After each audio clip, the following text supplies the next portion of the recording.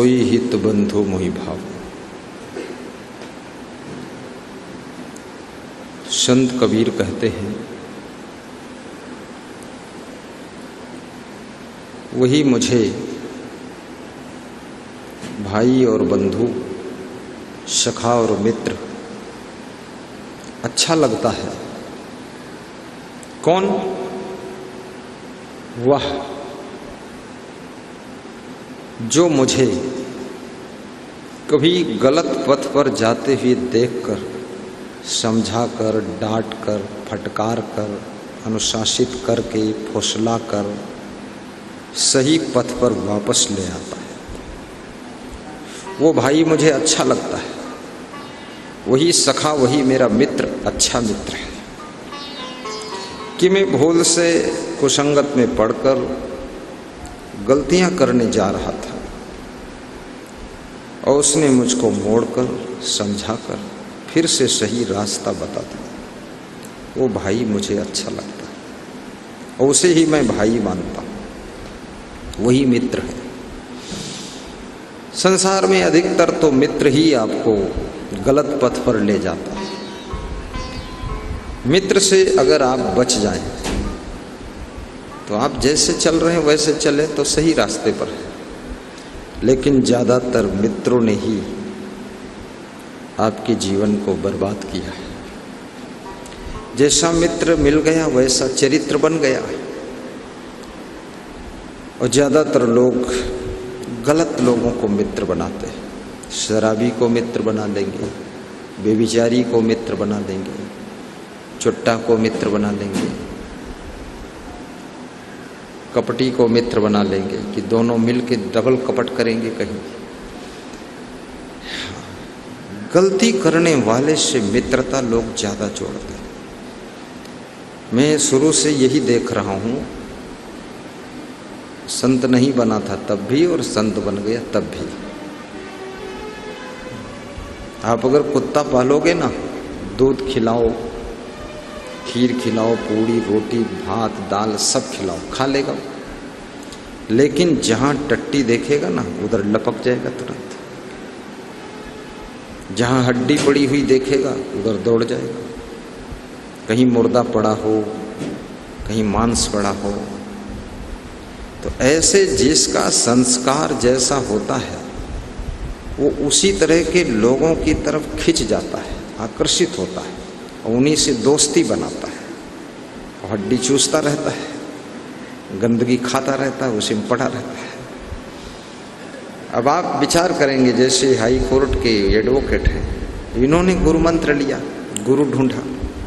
ने वकील तो बहुत बुद्धिमान होता है, तार्किक होता है, सबकी बात काट के अपनी बात रखता है और सबके मुकदमा हरा के अपना मुकदमा जीतता है। पर उसने, कुशवाहा जी ने गुरु जी की शरण दिया। क्यों? क्योंकि संस्कार भक्ति का है, पूर्व जन्म का आकर्षण है। कहाँ अविद्या है, कितनी दूर है। लक्ष्मण जी कह रहे थे, मैंने तो बहुत बड़ा माइक साउंड सिस्टम लिया। गांव के लोग बता रहे थे कि जब बजाते हैं तो 4 किलोमीटर तक आपका प्रवचन सुनाई देता है। पूरे गांव को, दूसरे गांव वालों को भी सुनाते रहते। बोले सबका दिमाग सुधर रहा धीरे धीरे।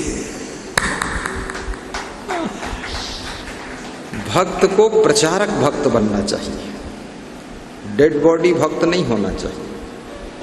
आप ये सोचिए, जिस दिन से आप भक्त हुए हो उस दिन से आपने कितने लोगों को भक्ति में जोड़ा है। संत को भी प्रचारक संत होना चाहिए। आप जिस दिन से संत हुए हैं उस दिन से कितने नए संतों को आपने जोड़ा है। जोड़ा है कि बदतमीजी करके 2-4 और तोड़ा है। ये भी होता है कि तुमने भी सधुआई छोड़ा है। कितने लोगों को जोड़ा। और जो अपने राह में दूसरों को जोड़ना शुरू कर दे तो समझ लो पक्का हो गया। शराबी जब दूसरों को शराब पिलाने लग जाता है और शराबी दूसरों को शराबी बनाने लग जाता है तो समझ लो ये शराबी अब पक्का हो चुका है। क्योंकि दूसरों को शिष्य बनाने लगा, ये चेला बनाना शुरू कर दिया। ऐसे साधु जब दूसरों को साधु बनाने लग जाए और साधु दूसरे को साधु बनने की बात बताने लग जाए और साधु त्याग वैराग की चर्चा सुनाने लग जाए तो समझ लो ये साधु अब पक्का हो गया। जब तक वो पक्का नहीं होगा, उसके मन में ही कन्फ्यूजन है, धुकपुक है, तब तक वो किसी से कह ही नहीं पाएगा कि हाँ साधु बनना चाहिए, क्योंकि वो खुद ही नहीं ठीक से बन पाया है, अंदर से कमजोर है। वही भक्त दूसरों को भक्ति सिखाएगा जो भक्त स्वयं भक्ति में पक्का हो जाएगा।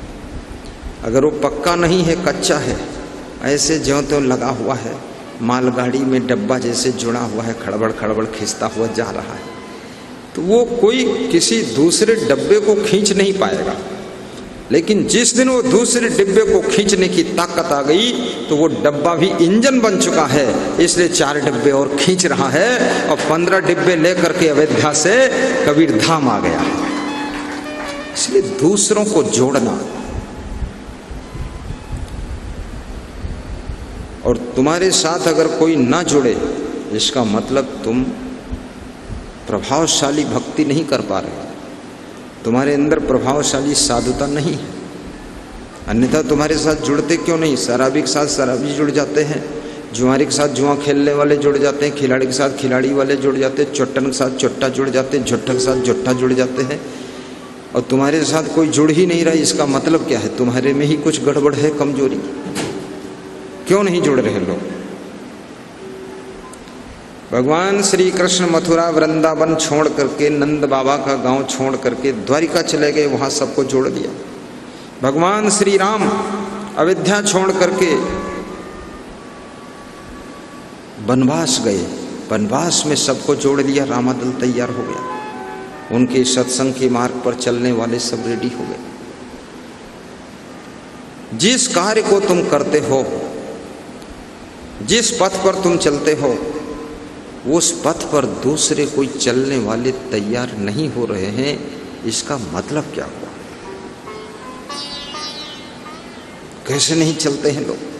जैसे मैं संत बना, सत्संगी बना, कल मैंने पूछा था अपने प्रबंधक जी से कि मोबाइल के यूट्यूब में और फेसबुक में टोटल कितने व्यूअर हैं, तो उन्होंने बताया 39 करोड़ के करीब है।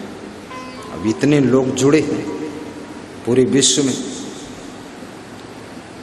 अब कैसे जुड़े हैं? क्योंकि हम पक्के जुड़े हैं, इसलिए वो जुड़े हैं, और हम ही डावाडोल होते तो वो कैसे जुड़ पाएंगे? इसलिए मजबूत भक्त बनो, मजबूत संत बनो, मजबूत सेवाधारी बनो, और मजबूत सत्संगी बनो, और मजबूत सेवक बनो, और मजबूत दानी बनो। ऐसा नहीं 1 साल दान पुण्य किया, उसके बाद बस बात खत्म, पैसा हजम और दानी भी खत्म, ढूंढे नहीं मिल रहे। परमानेंट, प्रेजेंट, और भक्त भी बनो तो दृढ़ भक्त बनो, कोई आपको डिगा ना पाए, कोई कुसंग। जहां बैठो आप अपनी बात को रखो। आपकी बात को बहुत लोग काटेंगे भी, तर्क करेंगे, कुतर्क करेंगे, उनको समझाइए, उत्तर दीजिए। आप भी तर्क करना भी सीखिए। आप इतने बुद्धू क्यों बनते हो? तर्क का उत्तर भी दो, प्रमाणित करके उनकी बात को कट करके अपनी बात सेट कर दो। इतनी होशियारी सीखो, सत्संग सुनाना भी सीखो, भजन गाना सीखो, 10-20 चौपाई भी रामायण की याद करो, 10-20 दोहे कबीर के याद करो। अभी इसमें इतने भगत बैठे, मैं पूछूंगा कि मानस की चौपाई सुनाओ, कबीर का दोहा सुनाओ। ये साधुओं से पूछूंगा कि सुनाओ कबीर का दोहा। इनसे अब कुछ लोग तो ऐसे हैं, अगर कहोगे कबीर का दोहा सुनाओ तो सूरदास का दोहा सुनाएंगे, और कहोगे तुलसी की चौपाई सुनाओ तो न जाने किसकी चौपाई ढूंढ के ली है। और कुछ लोग तो ऐसे भी निकलेंगे जो आधा कबीर का आधा सूर का उसे मिला देंगे। हाँ, और कुछ ऐसे भी होंगे रामायण और गीता और कबीर का बीजक तीनों एक ही में मिलाई हो कबीर ज्ञानी।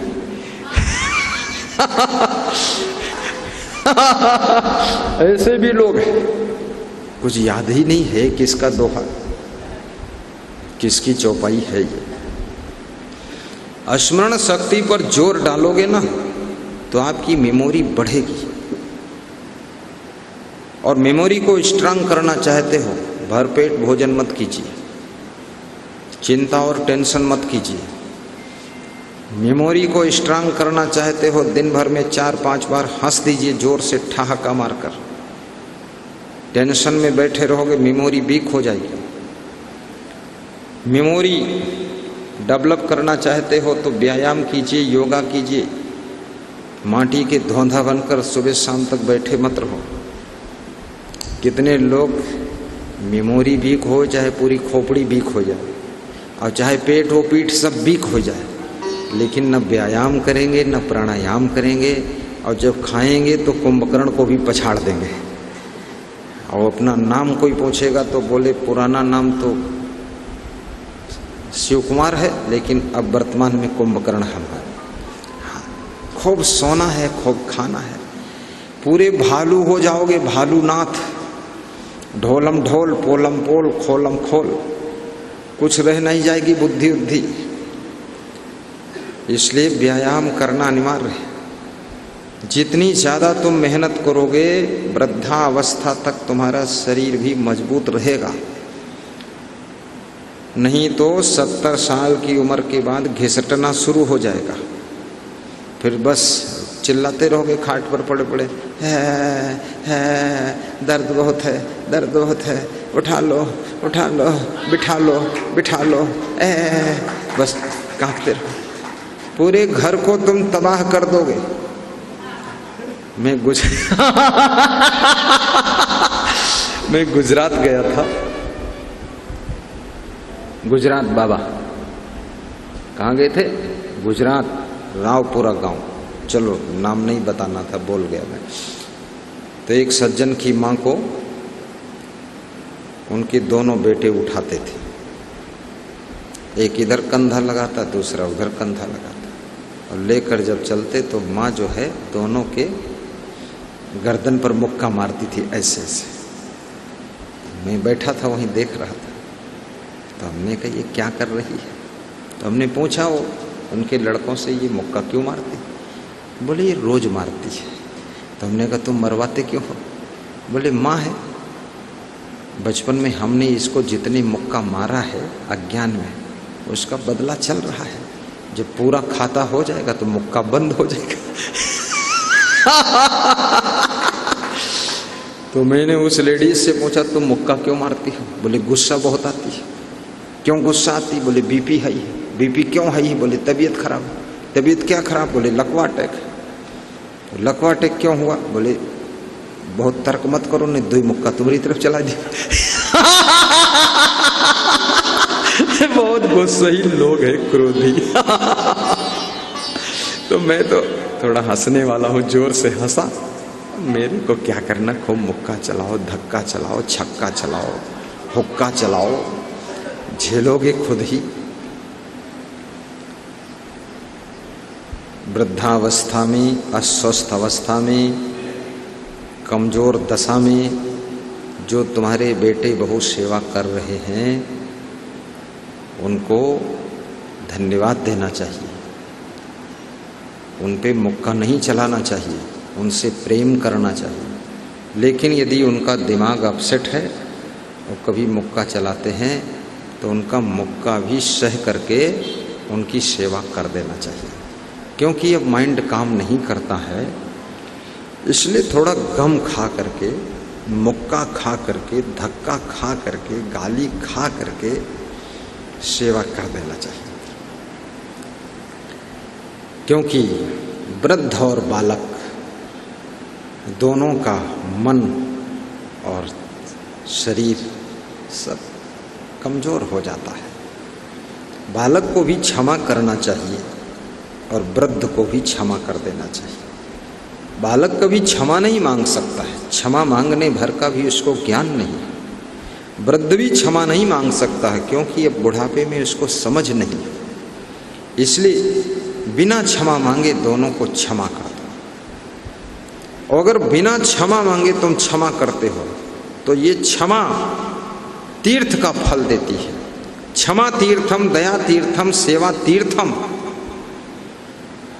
महाभारत की 5वें स्कंध में लिखा हुआ है कि क्षमा तीर्थ है। किसी को अपने बेटे को क्षमा कर दिया, माँ को क्षमा कर दिया, पिताजी को क्षमा कर दिया, बहू को क्षमा कर दिया, क्षमा करने से आपको प्रसन्नता मिलती है। क्षमा करने से कलह कलेश खत्म हो जाता है।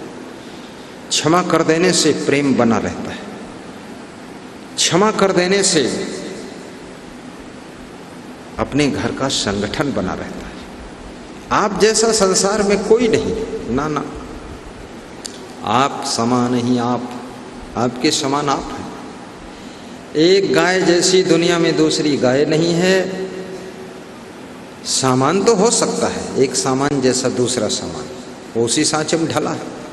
एक आदमी जैसा दूसरा आदमी नहीं है दुनिया में, एक स्त्री जैसी दूसरी स्त्री दुनिया में नहीं है, चाहे करोड़ों हो, अरबों खरबों हो, लेकिन किसी का किसी के साथ में समान होता ही नहीं।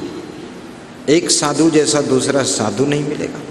इतने चेहरे हैं, चेहरे भी अलग अलग हैं, मिलते ही नहीं। क्या बनावट है, क्या गजब मामला है, क्या कारीगरी है। स्वभाव भी बिलग बिलग है, आवाज बिलग बिलग है, सबके दांत बिलग बिलग, आंखें बिलग बिलग, मुंह बिलग बिलग है। कोई की नाक टेढ़ी है, कोई मोटी है, कोई छोटी है, कोई किरम छेंद बहुत छोटे, मुश्किल से हवा निकलत है, सांस सुन्न फुन्न। अब कोई किरम ऐसे छेद हैं जैसे गन्ना मिल की चिमनी पूरी धक धक धक धक।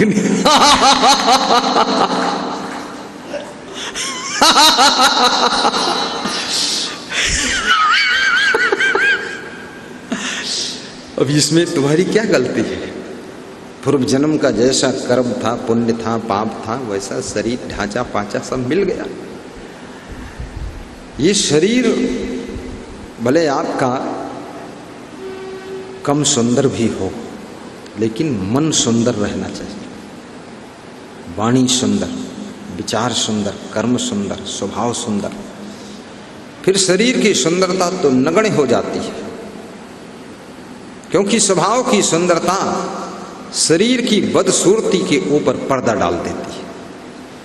राम का शरीर सांवला था लेकिन स्वभाव सुंदर था, तो राम का सब भजन करते हैं। लक्ष्मण का शरीर गोरा था लेकिन स्वभाव थोड़ा तेज था। कुछ लोग अपने आप अपना परिचय देते हैं कि हमारा स्वभाव थोड़ा तेज है। तेज का मतलब बात बिगड़ गई तो 2 थप्पड़ मार देगा तुम्हारे। गुस्सेहिल आदमी है और क्या तेज है? तेज कोई तेजस्वी थोड़े है, क्रोधी वही तेज है और कुछ तेज वज नहीं। लेकिन ये क्रोधी स्वभाव, ये गुस्सेहिल स्वभाव आपके परिवार में अशांति पैदा करेगा, आपके घर में दुख पैदा करेगा। तुम जितना ज्यादा उलझोगे, उलझ पुलझ कर भी रहोगे उसी घर में, उलझ पुलझ कर भी वही पति रहेगा, वही पत्नी रहेगी, वही बेटा रहेगा। बस अब ये है शाम को उलझ जाओ और दूसरे को उलझा दो, टेंशन में दोनों सो नहीं पाओगे और सवेरे उठोगे गुस्सा में मुंह फुला करके, गलफलवा रानी और गलफलवा देवा, गलफलवा लाल और गलफलवा दास। अब सवेरे उठोगे भयानक रूप लेकर और रात की गुस्सा भरी है, नींद आई नहीं, क्रोध में विक्षिप्त हो गए, उलझ गए, क्या फायदा हुआ? पैसा देकर भी नींद नहीं मिलती है, उस नींद को तुमने क्रोध करके खोया है। जाओ शांति सो जाओ, किसी को समझा करके पूरा कभी तुम सुधार नहीं पाओगे। एक सज्जन कह रहे थे मैंने अपनी पत्नी को समझाना बंद कर दिया। तो हमने कहा क्यों? बोले 20 साल समझाया और 20 साल उलझा मैटर, और लड़ाई भी खूब हुई और झगड़ा भी हुआ, हाथापाई तक का नंबर आ गया। तो आपका प्रवचन सुन करके अब समझाना बंद कर दिया। तो हमने कहा समझाना बंद किया तो क्या समझ गई? बोले हाँ, आधा समझ गई। समझाना बंद कर दिया तो आधा समझ गई। तो हमने कहा कैसे समझ गई? बोले मेरी शांति से समझ गई। पहले मैं ही उलझ जाता था समझाते समझाते, अब मैं खुश रहता हूँ, शांत रहता हूँ, तो वो भी आधा सुधर गई। तो उसको भी प्रवचन सुना दो। बोले वो तो प्रवचन नहीं सुनती, वो कहती है हम तुम्हारे गुरुजी को प्रवचन सुना देंगे, हमको सब ज्ञान है। कितने लोगों को इतना अहंकार है, वो कहते हैं कि ब्रह्मा जी को हम परब्रह्म का ज्ञान दे देंगे। ब्रह्मा है इसलिए ब्रह्म ज्ञान उनको है, लेकिन ब्रह्मा जी अगर मिल जाए तो उनको परम ब्रह्म का ज्ञान दे देंगे और ऊपर का ज्ञान। ब्रह्मा जी भी हमारे शिष्य बनने योग्य हैं। वो बताते गुरु जी को ज्ञान दे देंगे। अरे अपना ज्ञान अपने प्रयोग में ले आओ, उतने बहुत है। गुरु जी के पास ज्ञान देने की जरूरत नहीं है, और दे दोगे तो ले भी लेंगे, कोई बुरा भी नहीं है। ज्ञान तो कहीं से ले लेना चाहिए। तो इस क्रोध को कंट्रोल करो।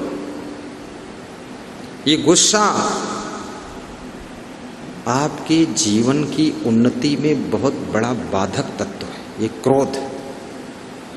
और जब जब तुमको कोई समझाता है, तुम्हारे भीतर कई मॉडल की गुस्सा उत्पन्न होती है।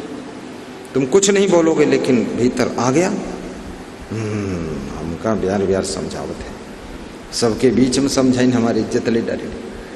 तो तुम्हें जानत को नहीं जानता है कि को नहीं जानत है जग में बौड़म दास नाम तुम्हारो। सभी जानते हैं तुमको क्या हो तुम। अब सबके बीच में समझाएं तो छोरम आ जाओ, फिर तुम्हें छोरम समझाते। अरे समझाने वालों को धन्यवाद दो, उनको धन्यवाद दो। समझे कि गति एक है, समझ जाइए। जाना नहीं, बूझा नहीं, समझ किया नहीं कौन। अंधे को अंधा मिला, राह बतावे कौन।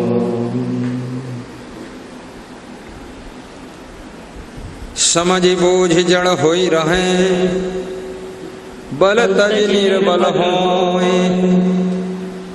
कहे कबीर तेहि दास का, पला न पकड़े को। समझ बूझ यानी जानते हुए समझते हुए ज्ञान होते हुए भी आप देखें कि विवाद हो जाएगा तो आप जड़ बन जाओ, अर्थात ऐसे मूर्खों के बीच में अज्ञानी बनकर चुप रहो, बोलो मत कुछ। तो कबीर कहते हैं ऐसे दास का, ऐसे भक्त का कोई पला नहीं पकड़ सकता।